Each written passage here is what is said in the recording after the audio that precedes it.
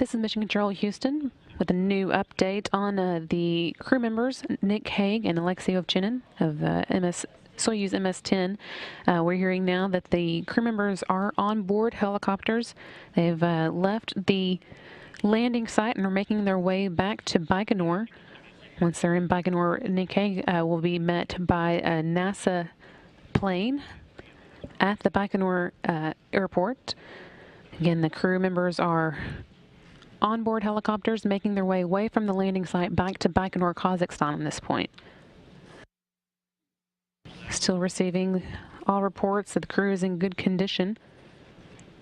They landed east of Zhezkazgan this morning after an issue with their launch, which took place at 3:40 a.m. Central Time. Shortly after that launch, the Soyuz MS-10 that they were riding into space had a problem with a booster that resulted in an unexpected landing, again, east of Zhezkazgan, where they've been with search and recovery teams.